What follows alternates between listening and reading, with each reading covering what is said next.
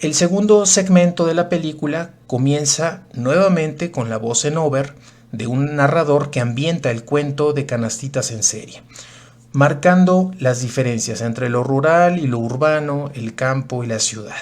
El segmento cuenta la historia de Gladys y Eddie. En el cuento, solo la historia va a ser desarrollada a partir del personaje de Mr. Winthrop, pero aquí vemos que es una pareja la que va a visitar como turistas Oaxaca. Entonces las escenas de los músicos que interpretan la petenera tiene indudablemente la marca de la fotografía de Gabriel Figueroa, con encuadres que muestran el entorno, los árboles, la vestimenta de las mujeres, de los hombres, las flores.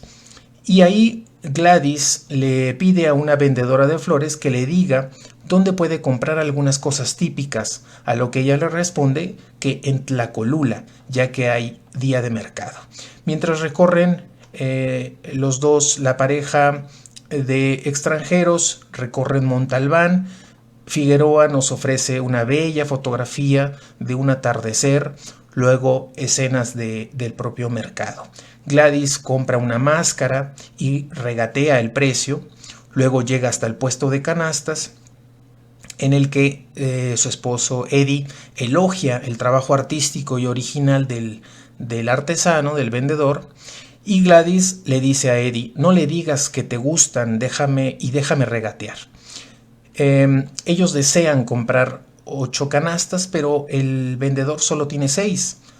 El vendedor les dice que en su casa tiene más, así que juntos van en automóvil hacia allá.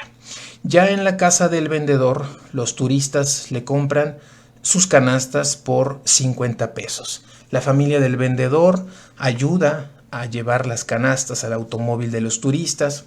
Vemos en unas escenas también muy interesantes cómo la esposa, los niños pequeños ayudan al vendedor también en la elaboración de esas canastas. Después vemos ahí una escena donde Gladys y Eddie viajan a Acapulco, donde la playa, los clavados en el acantilado de la quebrada van a complementar esa secuencia. Esto no viene evidentemente en el cuento y es un añadido que Julio Bracho incorpora, ya que en el cuento solamente está este movimiento de Mr. Winthrop solo, sin ninguna mujer, de Oaxaca a Nueva York y nuevamente haciendo ese recorrido. Aquí vemos esta escena de Acapulco que se ha añadido quizás un poco para aumentar el tamaño del filme y darle un poco más este sentido de turista de estos personajes. Después cambiamos de ambientación a Nueva York. Mientras vemos a Eddie trabajando como empleado en una zapatería, Gladys se reúne con amigas a las que les cuenta su viaje a Tlacolula. Indios extraordinarios que viven en una forma maravillosa, dice Gladys.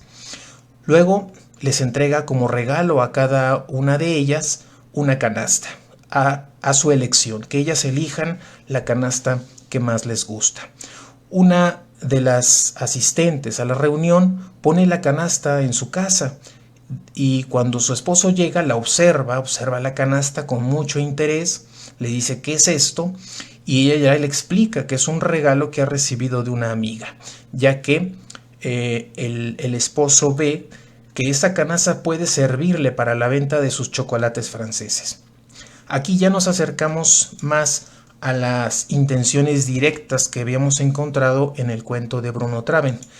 En otra escena, Gladys ve la oportunidad de negocio, dado el interés por las canastas para chocolates, de ahí que Eddie asiste a esa reunión con este empresario, pero hay un problema. La empresa le pide al menos la producción de 1000 docenas de canastas a $1 la pieza, por lo que Eddie, seguro de que podrá regresar a México y cumplir con esa producción, acepta el acuerdo, el contrato con la empresa a cambio de regresar a México junto con Gladys, por supuesto, junto con su esposa, para supervisar en México la producción de estas canastas.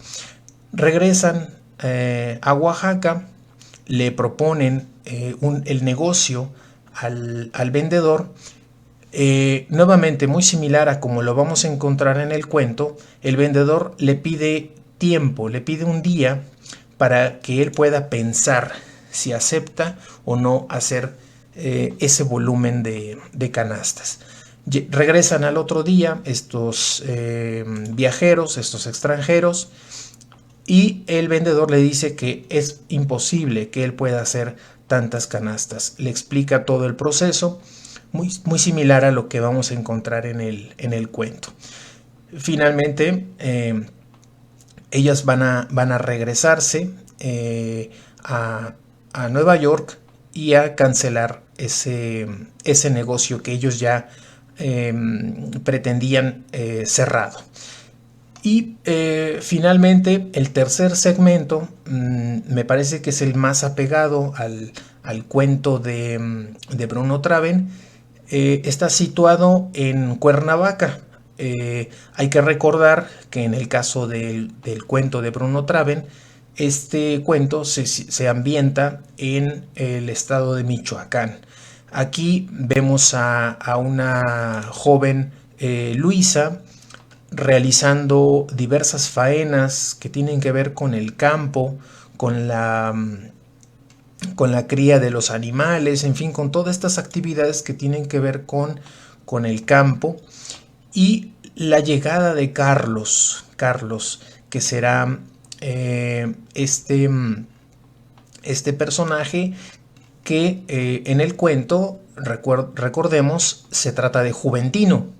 Aquí será Carlos quien va a llegar a la talabartería que maneja, que organiza la propia Luisa, y llega con la intención de comprar una montura, y poco a poco en esta repetición de estar presentándose días continuos, días seguidos a esta tienda, es que poco a poco Luisa le va permitiendo también poder visitarla, comer juntos.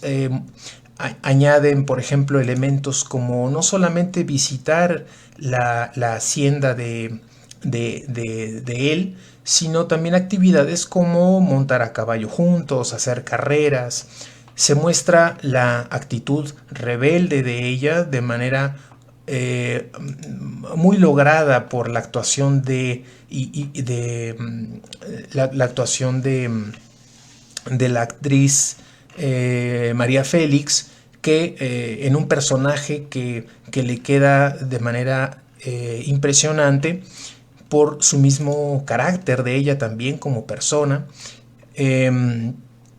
Lo desarrolla magistralmente el personaje, y pues se muestra esta actitud rebelde de Luisa, similar a lo que vamos a encontrar en el cuento.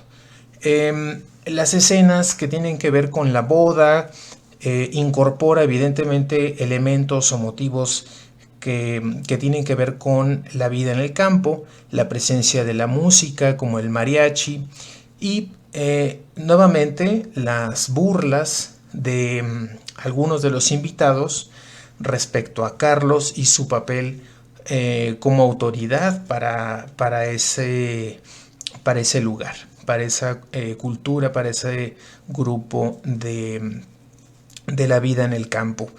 Las secuencias del loro, del gato, del caballo van a ser muy similares a las que vamos a encontrar en el cuento, aunque hay un añadido de diálogos que le dan mucho mayor realismo, mucho más fuerza a esta secuencia de imágenes. Y cuando le pide el café a Luisa, pues evidentemente ella le lleva el café, y la película terminará cuando vamos a encontrar a ellos dos juntos en la recámara, y la pregunta de de Luisa de que si la hubiera matado, y él finalmente le dice: ¿tú qué crees?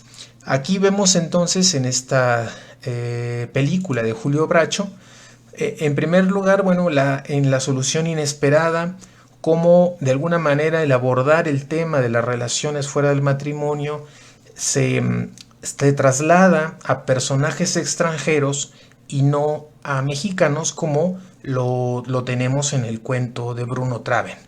En el caso de las canastitas en serie, se añaden una serie de elementos, de secuencias que le permiten al cineasta aumentar la duración del filme, tomando en cuenta que tenemos una historia de un cuento que es muy breve y que permite alargar un poco más la secuencia de la historia. Pero también hay un elemento muy importante en donde de alguna manera en el cuento de Bruno Traven queda marcada la crítica respecto a las diferencias en la producción en serie, la producción industrial, la lógica del mercado de la producción industrial, y la diferencia con la producción artesanal, que tiene otras implicaciones éticas de tipo cultural, social, para las personas que realizan estos trabajos artesanales. Entonces, de alguna manera, al incorporar esos elementos y rodear un poco esta historia central, queda un tanto desdibujada, a mi parecer, esta cuestión de esa crítica que sí trabaja Bruno Traven en su cuento, y aquí queda un tanto desdibujada en el filme de Julio Bracho. Y finalmente en La Tigresa, es como entre los tres segmentos, aquel que está más apegado al cuento, y algunas diferencias quizás un tanto mínimas, pero por ejemplo cuando Carlos se queda en el rancho, es por invitación de Luisa, y no como sucede en el cuento de Bruno Traven, en el que el hombre se queda en el rancho de Luisa por causa de una tormenta, como sucede en el cuento. Entonces, esas son algunas de las diferencias, y en el caso de las canastitas en serie, de alguna manera sí se logra perder un poco el trasfondo ideológico que Bruno Traven pretendía desarrollar en su cuento original.